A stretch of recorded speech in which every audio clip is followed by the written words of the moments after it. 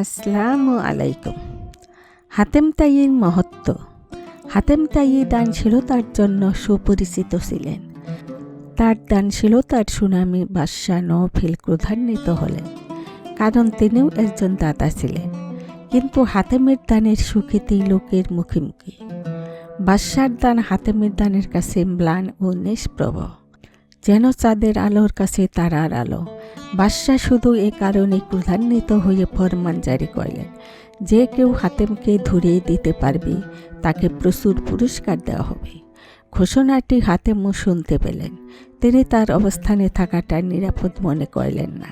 তিনি এক গভীর জঙ্গলে আত্মগোপন করে রইলেন। পুরস্কারের লোভে অনেকেই হাতেমকে হন্যে হয়ে খুঁজতে লাগলো। এক কাঠুরে ও তার স্ত্রী হাতেমের লুকিয়ে থাকা জঙ্গলে কাঠ কাটতে এলো।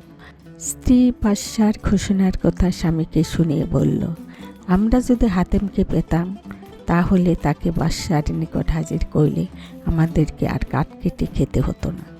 স্ত্রীর কথা শুনে স্বামী মর্মাহত হলো এবং স্ত্রীকে ভর্ৎসনা করল। কাঠুরে বলল, আমি এভাবে ধনী হতে চাই না। একজন সৎ ব্যক্তিকে বিপদে ফেলে আমি বড় হওয়াকে ঘৃণা করি। স্বামীর কথা শুনে স্ত্রী নীরব হয়ে রইল। হাতেম স্বামী স্ত্রীর কথোপকথন শুনছিলেন। তিনি ভাবলেন, আমার এভাবে লুকিয়ে থাকায় সার্থকতা কী?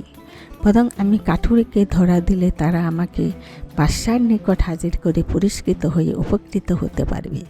যেই ভাবা সেই কাজ। তিনি গোপন আশ্রয় থেকে বেরিয়ে এসে কাঠুরেকে ধরা দিলেন।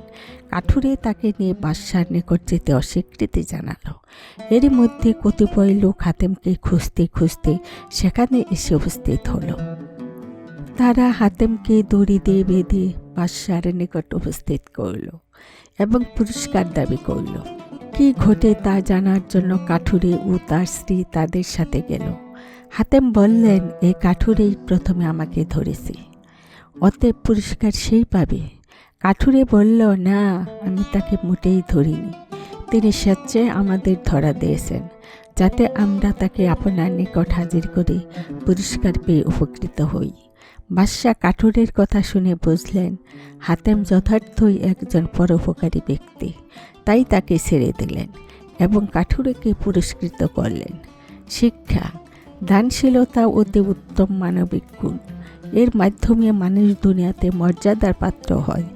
এটি পরকালীন পাথেয় সঞ্চয়ের অন্যতম মাধ্যম। আসসালামু আলাইকুম।